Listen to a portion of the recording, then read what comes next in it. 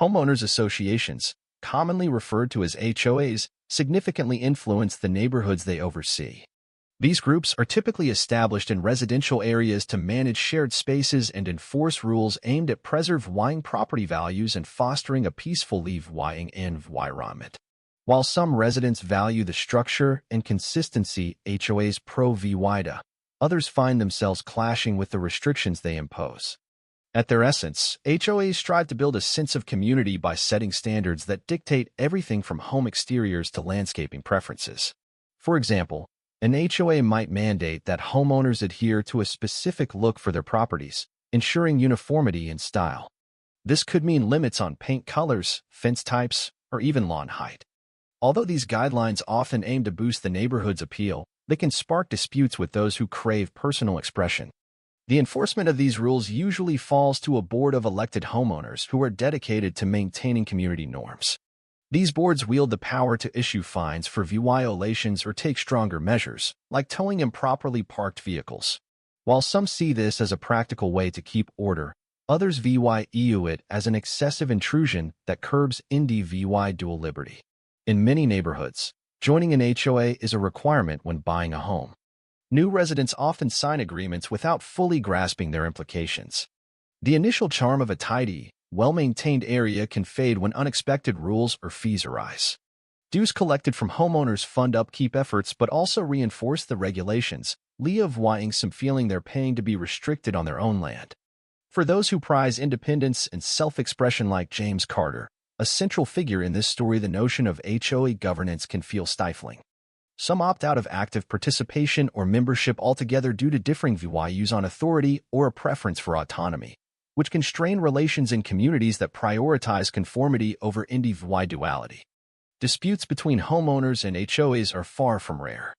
Complaints about enforcement tactics or perceived unfairness can escalate into major conflicts that fracture neighborhood unity.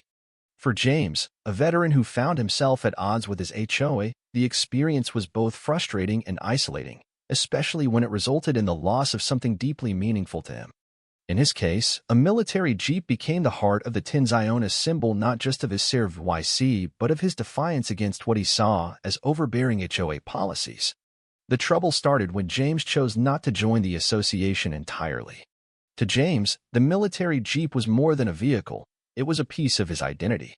With its sturdy build, olive green finish, and no-nonsense design, it reflected his journey as a veteran and the sacrifices he made during his service. Every mark on its surface told a tale of rugged drives through tough landscapes or shared moments with fellow soldiers. Gifted to him by his unit upon discharge, the Jeep wasn't just transportation, it marked his shift from military to civilian life. James had always admired how these vehicles endured harsh conditions, mirroring his own resilience in the face of military challenges. It became a badge of pride, tying him to values like discipline, strength, and loyalty. Driving it often sparked conversations with neighbors and strangers alike, serving as a bridge between his past and present while helping him settle into civilian life. But what began as a source of pride turned into a point of contention when the HOA targeted it for enforcement. James recalls parking the Jeep in front of his house one day, filled with nostalgia and gratitude for the freedoms he'd fought for.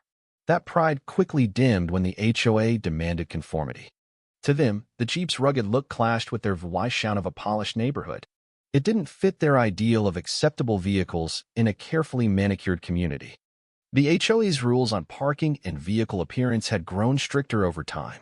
James had seen neighbors warned for minor issues like untidy lawns or misplaced cars, but when he received his first notice about the Jeep calling it an eyesore, his heart sank. To the HOA, it stood for everything they opposed: individuality, nonconformity, and perhaps even resistance. For James, their actions felt personal, an attempt to crush his spirit rather than uphold community standards. Little did he know, this would trigger a chain of events leading to a deeply emotional standoff between his veteran identity and the HOA's rigid constraints. His relationship with the HOA had always been rocky, marked by misunderstandings and disagreements over their seemingly petty rules. When James first moved into the neighborhood, he was hopeful about its promise of safety and order. That optimism faded as he encountered the HOA's strict regulations. Early on, he received a warning about his rustic wooden mailbox, which the HOA deemed too unconventional for the neighborhood's aesthetic. Though he understood the goal of maintaining property values, it was disheartening that even his mailbox faced scrutiny. After several dismissive exchanges with HOA board members, he began to feel like an outsider in a place meant to welcome him. Later, his garden planted with pride drew complaints for not matching the HOA's approved plant list. It frustrated him to see others enjoy unique gardens without issue, while his drew constant attention. Each encounter felt less like helpful feedback and more like a personal jab at his autonomy. The more the HOA nitpicked, the more resistance grew within him. It wasn't just about appearance, it was about feeling suffocated in a community that valued uniformity over personal choice.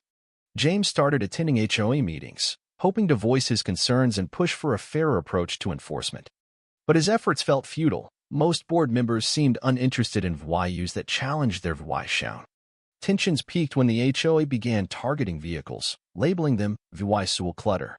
It should have been OB as this would affect his Jeep, but James was determined to stand his ground for what represented both his veteran identity and his rights as a homeowner.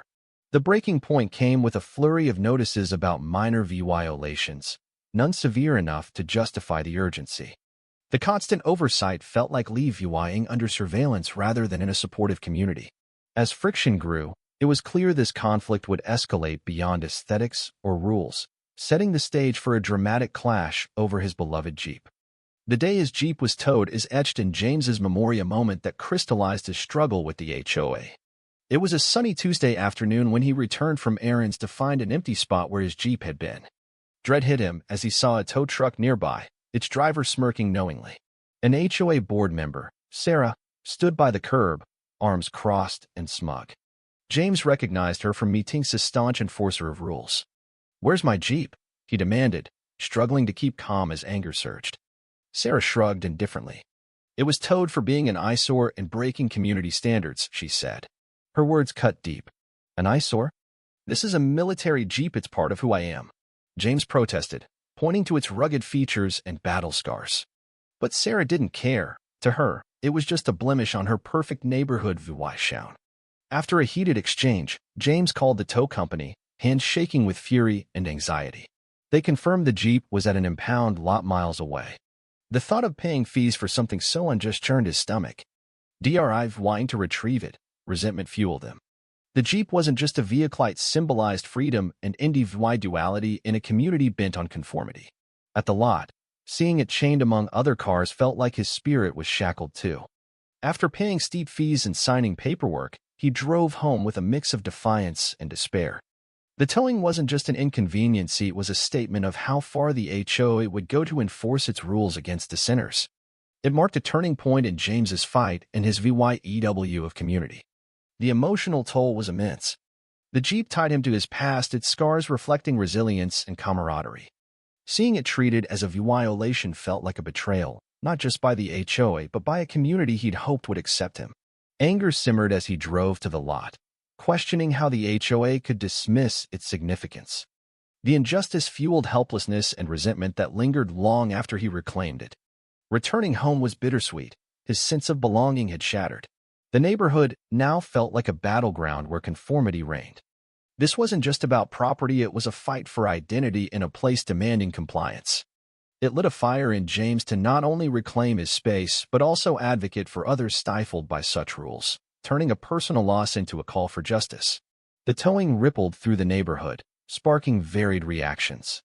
Some neighbors, like Tom, a retired firefighter, supported James, saying what they did was wrong. "You defended our country. If anyone deserves pride in their property, it's you." Others backed the HOA, arguing strict rules preserved property values. This divided grew event at an HOA meeting James attended. Speaking about the Jeep's meaning, he earned applause from supporters and scowls from conformists. The incident ignited talks about enforcement that had simmered for years, prompting residents to question if strict codes were worth losing autonomy. Discussion spread to cafes and message boards, with some pushing for HOA reform to balance standards with individuality. A new solidarity emerged among those valuing both order and freedom, forging bonds that crossed old divide. Determined to fight, James pored over HOA bylaws, finding clauses hinting at fair enforcement. He wrote a letter to the board, detailing his grievances and the Jeep's significance, requesting a re-VYEW. With supportive neighbors, he spoke at a meeting, asking, "Is it right to dictate our streets without considering circumstances?" The board's dismissive response claiming exceptions set bad precedents pushed him to consider legal action. Consulting an attorney, he explored options like a demand letter or small claims. His fight resonated with others, sparking broader talks about autonomy and governance. Shaped by military values of discipline and standing against injustice, James saw this as a battle for personal expression in a community prizing conformity. Through appeals and meetings, the HOA eventually proposed amendments to consider individual cases while keeping standards a shift driven by united residents.